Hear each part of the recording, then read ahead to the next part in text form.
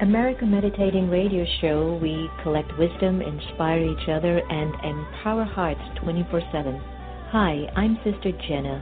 Join me and guest on Blog Talk Radio as we amplify stories that compel us to be more for ourselves and everyone else around us.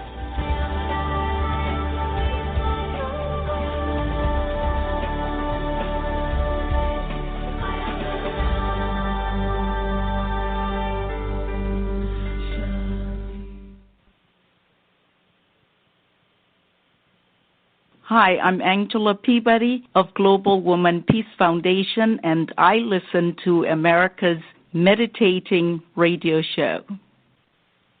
Blaylock Dialysis Center is a convenient state-of-the-art dialysis center in the Houston area, run by Dr. Panakin Patel. Relax in a comfortable environment while receiving quality care. Serving adults 18 to geriatrics, we are here to help you. Call 713-463-6611 for more information, or visit us at our website at www.blaylockdialysis.com.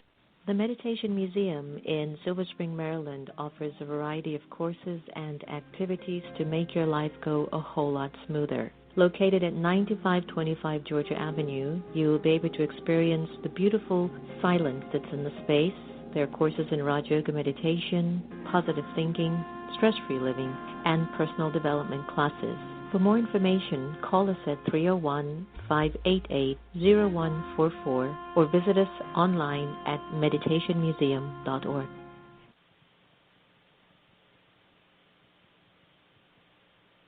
Are you in need of a tech service company that's going to deliver the best solutions for your business? Then At-Tronica is your solutions headquarters. Here we specialize in your individual needs to make sure your business shines. For more information, please call 301-417-0070 or visit us at our website at attronica.net. At-Tronica, where we deliver for you. Get off the grid and step inside your heart. Sister Jenna guides you through a powerful, encouraging, and motivating meditation that allows you to let go and become aware of you, regain strength, power, and peace.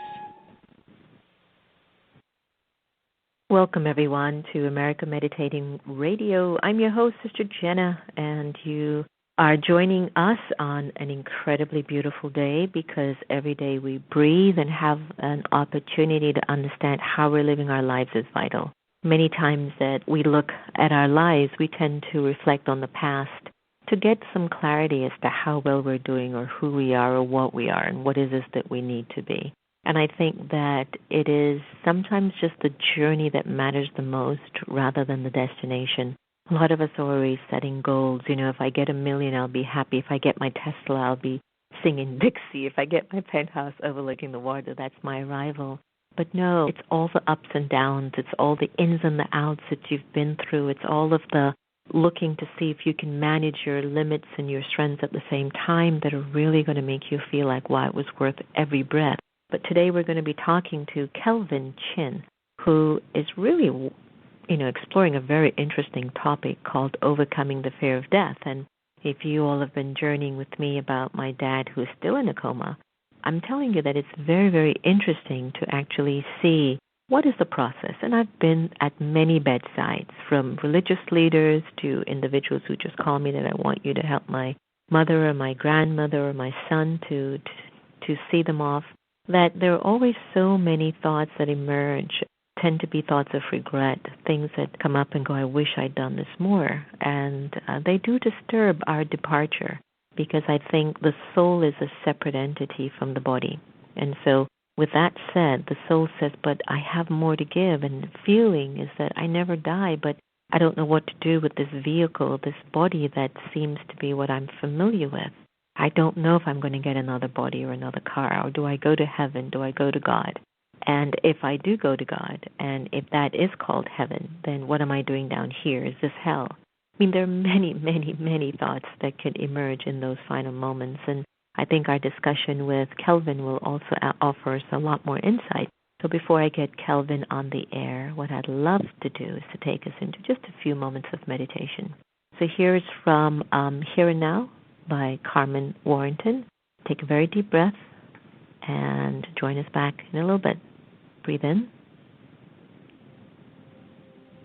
Here and now.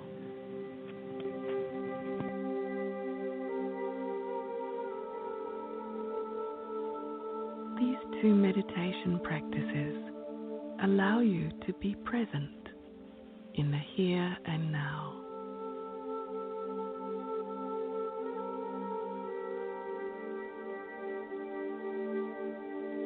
Not in the past, worrying about things that are over.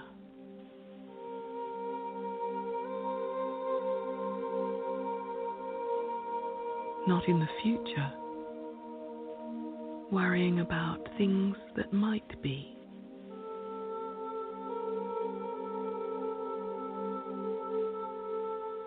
Right in the present. Because right here and right now, you're okay.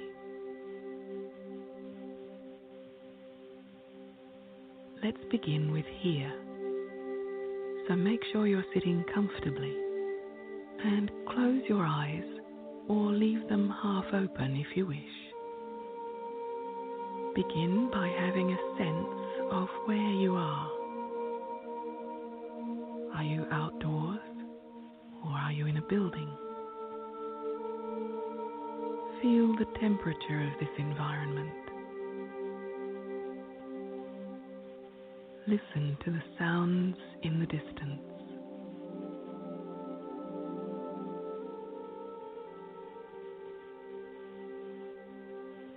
And what do you hear nearby?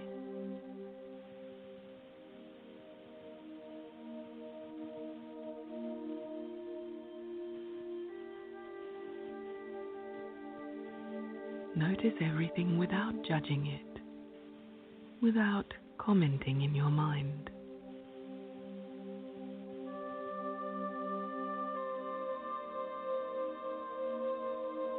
Now sense your body, starting with your toes and slowly working your way up.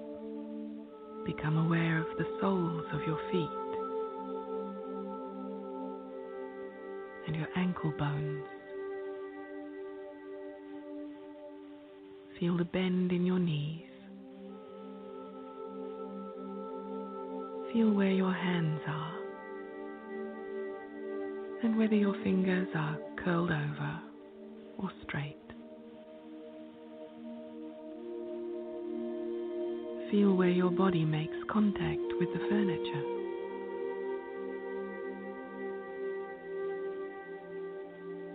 Notice the curve in your spine in your lower back, middle of your back, the curve in your neck. Notice the angle of your head and whether your teeth are together or slightly apart.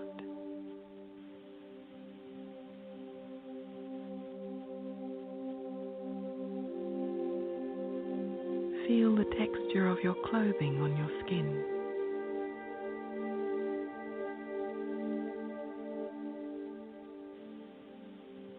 Notice the temperature of your body.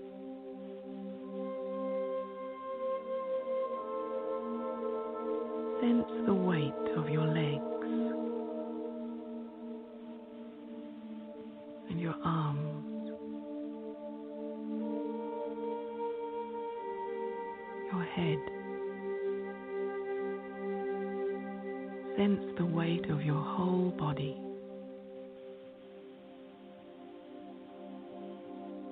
Notice how still your body is.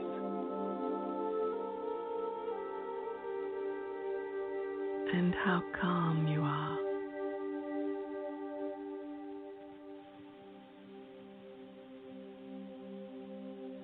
Be present to your body here in this place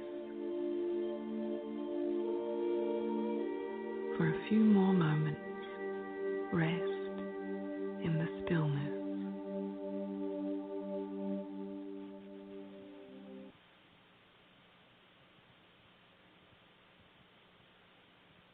Welcome back. It's powerful, isn't it? You're listening to America Meditating Radio, and today we're going to be talking about overcoming the fear of death. Does death even exist if we're souls? Anyway, today we've got a special guest, Kelvin-h-Chin. Kelvin is the executive director and founder of both the Overcoming the Fear of Death Foundation and the nonprofit turningwithin.org. Now, working with audiences on death and dying issues since the 80s, Kelvin has taught numerous seminars for the healthcare industry. He has a state certificate Long Term Care Ombudsman for the California Department of Aging, and he's also a co-founder of the Center for Medical Ethics and Mediation, bringing greater clarity to his clients' thinking in their personal is something Kelvin has applied throughout his 40-year career, including teaching meditation worldwide to more than 1,000 people since the 70s in schools, businesses, the U.S. Army, and even at West Point. His new book is entitled Overcoming the Fear of Death Through Each of the Four Main Belief Systems. And today we welcome Kelvin. Hi, Kelvin. How are you? Hi, Sister Jenna. Good morning. Good morning. Good morning. What an area that you find your calling in to be of service to. Yes, it's very much needed. I think I've been doing this, as you said, for many, many decades. And the more I talk with the more people, the more I realize every time, every day, how needed it is in our world. So tell me how it all started for you. I mean, from a young age, did you feel this kind of calling of helping others who were in a place of dying or transitioning, or was it just an experience that you had as a child? Well, I think from a young age, definitely I could say that I've had a calling to help people from a very young age. But the interest in death and dying really started a little bit later in my life, still when I was young in my 20s, when my mom passed away. And it was fairly sudden. It was one of those situations where she died of cancer, of an illness, but it had advanced so far, so fast, that she was gone so quickly that it was such a shock to me and everybody that it was the first time that I really had to try to get my mind, my heart, my whole psycho-emotional system around this issue. You know, losing a loved one so dramatically, so quickly. It is. That's a really tough call, especially when you're young. Kelvin, tell me a little bit about how you actually got involved in this particular area, because it's an area that I know many of us don't find always a great deal of comfort. I mean, was this a calling for you from you were young, or this is something that just happened from the 60s or the 70s or the 80s, or just, you know? Sure. You were just intrigued. Yeah.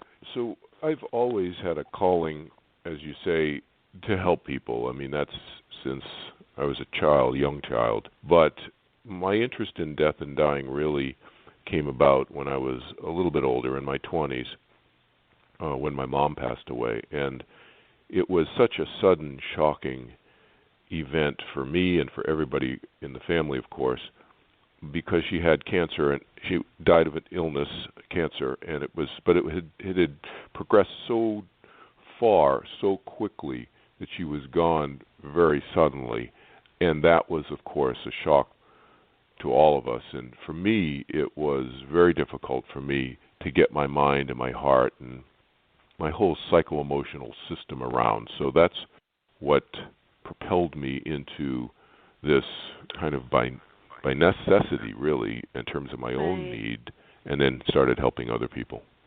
That's so beautiful. So from tragedy, there was gain.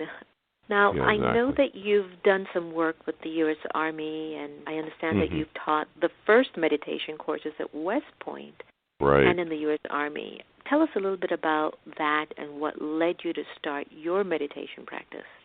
Sure. So I learned to meditate personally myself when I was a teenager, and I was in college at the time, and the beginning of college, and soon after that I got certified to teach meditation and so forth, and there was a general in the Army, in the Pentagon at the time, who had learned to meditate, and it helped lower his blood pressure, and daughter had learned in college, and she said, "Dad, you got to try this out." And he started making phone calls to the commandant at West Point and other people in the Army. And, of course, since it's a top-down structure, when they get a suggestion from their boss's boss's boss, they consider that an order. So I was brought into West Point, and I taught the first 3 meditation courses ever in the history of West Point. I literally lived on campus in the Thayer Hotel for about a month, all told, and taught several hundred people, cadets, officers, the entire staff,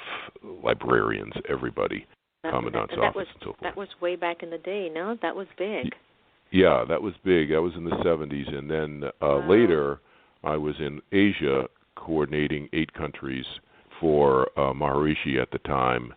And I was 10 years with that organization teaching TM. And so I coordinated 8 countries in Asia, and I was brought into Korea and under the same Army program, taught on all the Army bases in South Korea, including up on the DMZ, the demilitarized zone, half a dozen times. And then the Air Force heard about it, so then I was on the Air Force bases. So taught a lot of people in the armed services back then. Wow. Now, are you still practicing TM, or have you found that there are other practices that have also contributed to your own sense of realization? I think it's the latter. It's definitely the latter. I moved into other areas after that first 10 years in the 70s, and I credit Maharishi for bringing a technique to the West, for sure. And it's an effortless process, an easy process. He really revolutionized meditation in that respect, I think, showing that it can be easy to learn and to do and to practice. But I moved into other areas insofar as the cultural and the religious aspects of it. I've made the process that I teach a little bit more easy and accessible to people, shall we say. Well, congratulations on the release of your new book, Big Topic, yes. Overcoming the Fear of Death Through Each of the 4 Main Belief Systems. Mm-hmm. What are the 4 main belief systems, and how did this book, after writing it, change your life? Yeah, those are good questions. So, first of all, the way I came up with these 4 main belief systems, and the reason I did, because around death and dying, what I noticed over the 30 years, talking with people, helping people from around the world, people who just find me and call me, is that there's a lot of confusion, there's a lot of sometimes disagreement, quite frankly, between and amongst folks when they're discussing death and dying, when they get into religious discussions or cultural discussions around it, because different cultures have different beliefs, different religions have different beliefs, and so forth, all of which I think we need to respect.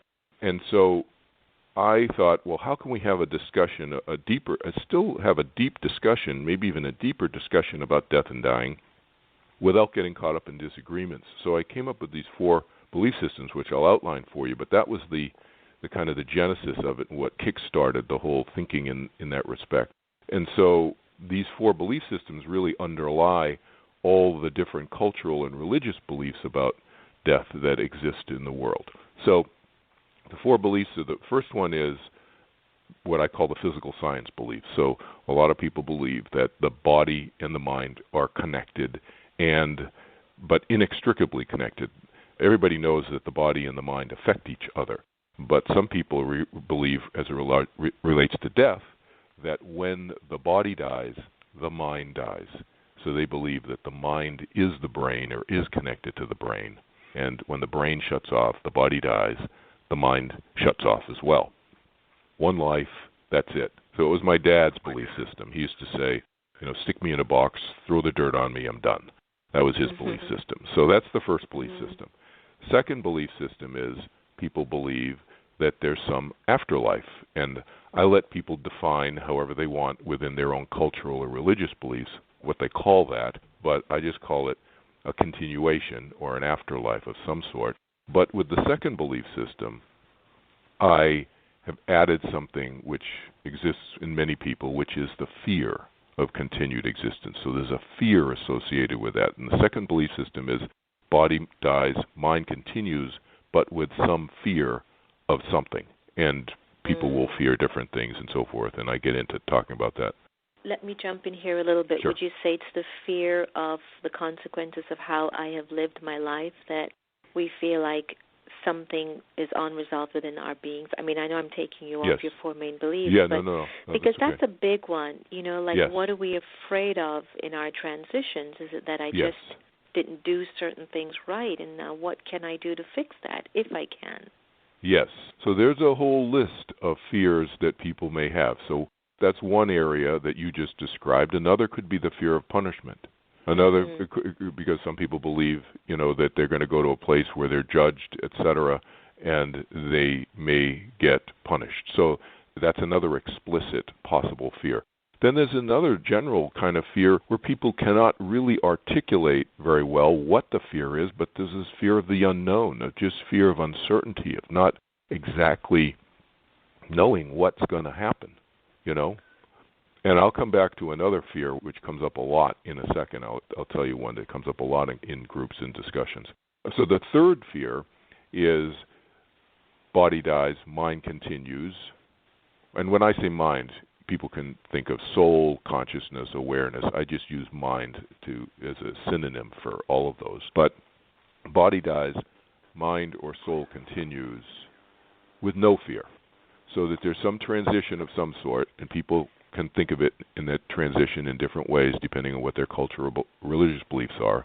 Doesn't matter. But there's some continuation, but no fear. The fourth belief system is body dies, mind or soul continues, and it transitions and is conscious. The belief is that it's conscious, and it will make choices, and it can stay on the other side, we'll call it the other side, for a period of time, or could decide to come back into another body and take another lifetime in another physical body. And so it's the idea of reincarnation, past lives, future lives. That's the fourth belief system. So everybody falls somewhere in that range of four beliefs. And sometimes people will have hybrids, or they'll be fence sitters, I call them. They're not quite sure. And, sure where to go. Really, and they're not really sure. And that's okay. And I tell them, that's fine. It's not a problem. But then we look through each of the four lenses, belief lenses, and help them reduce their fear of death. Because what's the point? The point is to try to live more in the present, free of the binding, limiting effects of fear. I like that. So as you explore this topic, when you go into your meditations, I mean, is it a place that you go to, like you're overcoming your own fear of death? Have you seen death?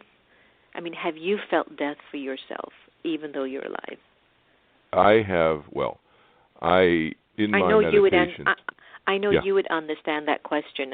An average person would be like, why would she say that if he's alive and he's dead? You know what I'm saying, right? Exactly. Yeah, I've been meditating for 45 years, so I know exactly what you're saying. So I'll answer it in a number of different ways. I could say that those people who meditate regularly, and it doesn't really matter what technique you do, but as long as you've been doing it a while, and for some people it can happen very immediately, what I'm going to say.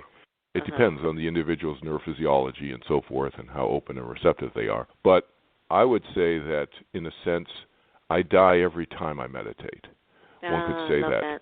Right. So what do I mean by that? It's not my physical body that's dying, but what my mind is experiencing is something much, much, much greater, much larger than the usual experience of my mind that's walking around going to the supermarket, making decisions at Trader Joe's, whether I should get chunky or smooth almond butter or whatever. It's not that part of my mind, but my mind is experiencing itself in this much, much, much, much bigger, more vast, and different kind of qualitatively different way. So it's not just a quantity, it's a quality issue. And so that experience, one could say analogously, is like the experience of dying, I would say, many, many times. One could have that experience many times during one meditation. So how many times have I died in 45 years of meditating? Who knows in that respect? Maybe that's why people don't like to meditate. Well, serious, I think some people have a fear of turning within, what I refer to as turning within or meditating or whatever, because of that, because there's a block, there's a barrier, and there is a huge fear to know themselves in the way that Jesus and others and other great sages have talked about, know thyself. Shakespeare and so forth has used that phrase. But a significant segment of the 7 billion population on the planet, that alone, like you say, may be enough to block them from just looking inside. But for those who are comfortable, I think, this dying experience, so to speak, becomes not a fearful thing, because it's very much like the mind experiencing itself in a very, very different way. Yeah, I love that very much. As we get to a close to our conversation, which was really way too short, what can you suggest our listeners to begin to practice now in their lives to overcome their fear of death? Yeah, well, I suggest a two-pronged approach in my book.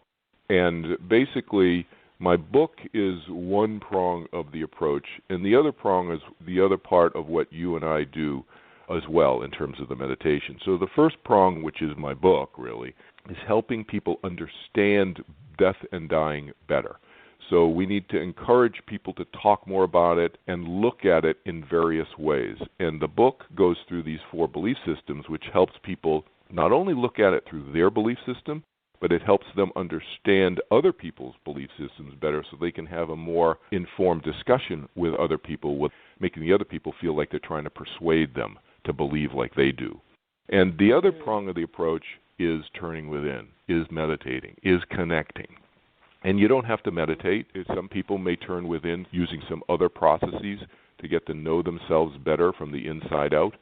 But the inside-out approach needs to happen as well, however you call it, however you label it, as well as understanding better about death and dying, as I say, through these 4 belief systems is a fairly painless way to look at it without getting into the differences that exist, the many differences that exist religiously and culturally in the world. Beautiful. I get that. Kelvin, thank you for giving us a lot of insight on how to understand this process of something that none of us have ever been able to escape, apart from the fact that our souls are immortal, but the role and the parts that we play, at some point we're going to have to surrender them. So, whether you call it death or transition, or I, the soul, am transitioning and going to play another part, however you want to sit on the fence, but it's important that I think we all leave with some sense of peace or acceptance of the fact that maybe we've done the best that we can. Leave us with the information of how we can find information about your book, and maybe, that should be good. And please stay on the air. We're going to have a beautiful reading and poem from our lovely Sister Geeta. Oh, great. Yeah, I think there's a couple of easy ways to get a hold of me. You can either Google my name, which is Kelvin-Chin, Kelvin-Chin. You can Google my name, or you can go to overcomingthefearofdeath.org, which is the website of where you can see my book and so forth, and you can actually read part of the book there for free. Great. It's just the words spelled out, overcomingthefearofdeath.org, or you can go to turningwithin.org as well. Great. Kelvin-Chin, thank you so very much. Hope to have you back on the air and let us know a little bit more about this very timely topic. Thank you so much. All righty.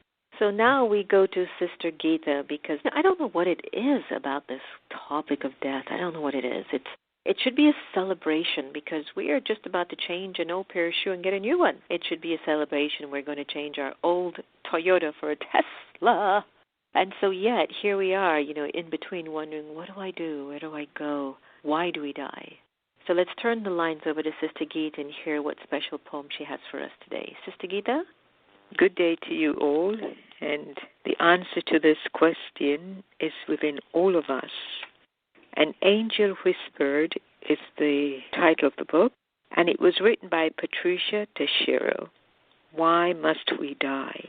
And I'm going to skip many pages and then go to the answers. Death is not the greatest loss in life. And do listen here. The greatest loss is what dies inside of us whilst we live. Is there hatred? Is there resistance? Is there prejudice? All of these things, we die before the body actually dies, because we can't get to enjoy life. Who am I? I am not sure I understood. So in truth, we do not die, she asks the angel. everything will become clear if you simply ask, who am I? The answer to that question you must come to know. If you're to find true happiness and be free from feeling low, so tell me who I am. Fill in this gap. I have already told you, the angel said, you're not a body, but you are a soul. But I know I have a soul. This much I have been told. And yet I still fear death and worry about becoming old. You said you have a soul, the angel responded, but this I didn't declare. I said, you are a soul. This is what I shared. But what is a soul? A soul is a point of light. It's a living energy. It is a child of God that's filled with virtue and might. Embedded within the soul is the memory of what it's known. No two are the same, though they come from the same home. Their home is up above, with God beyond this earth. Although they come here and receive a body through birth, only in a body can a soul experience and express. Depending on its memory, it will be happiness or distress. Do not worry. All will become clear. You will definitely understand the more that you hear. Know your nature's good, though you have a bit of greed, or anger, or lust, or ego. The greatest irony is you already have what you need. Hearing this piece of wisdom gave me a chill up my spine. I wanted to know more. What was already mine? You spend your life looking for what you already have. It's like you're riding in a car, but searching for a cab. You search for peace in nature, in the woods, or at the beach. Sometimes you can feel it, but nature's not always in reach. You search for love in others. You want it from other people. As soon as you feel it, you run. Peace isn't out there in a bush or a tree, and love isn't found in the people you see. Both are an experience that takes place in the mind. If triggered from the outside, then you're in a bind. Now, you're dependent on something made of matter. It could be a beautiful scene or someone else's pitter-patter. But what if I told you, you are peace, you are love, you are bliss, you are everything you're searching for? Would this not give you the lightness of a dove? For these, you need not search. These virtues are already in you. But you are many more, not just these two. You are full of virtues. You are purity, happiness, wisdom, and power. You are the radiance and fragrance of a beautiful flower. But this you don't believe. You've been told that you're less. This falsehood you accept. Then everything becomes a mess. I will admit, of course, the vices have taken root, but I know in a second you could give them the boot. If only you realize the vice of ego brings anger, attachment, lust, and greed put your happiness in danger. You don't think you have love or peace within yourself, so your ego quietly says, take it from someone else. All the vices convince you what you need is out there. So you search, and you search for as long as you dare. But you are already that for which you long. If you would just realize this, you'd sing a sweet song, and maybe that song would be happiness. Very, very, very wonderful reading, and we met the author herself. She came to the museum, and very beautiful. All right, so we're not the body, we are souls. The soul never dies. Om Shanti. Wow. Was that loaded, powerful, and incredible? Sister Gita, you're amazing. Thank you. Thank you to Kelvin-h-chin. Please go to his website, overcomingthefearofdeath.org. And let's give a big thanks to Sister Gita, who has continued to overcome her fear of death by conquering death many times with the incredible amount of surgeries that she's had and all the illnesses and the cancers that she has survived. So we love you. We thank you very much. We're going to end today's conversation with Emery Franklin, a new song that we just got from their production house. And so we wish for you to enjoy it, and to all of you who might be transitioning someone that you love and care for. Know that is the part of the story. And the most important thing is to give our unconditional love. Take care, everyone.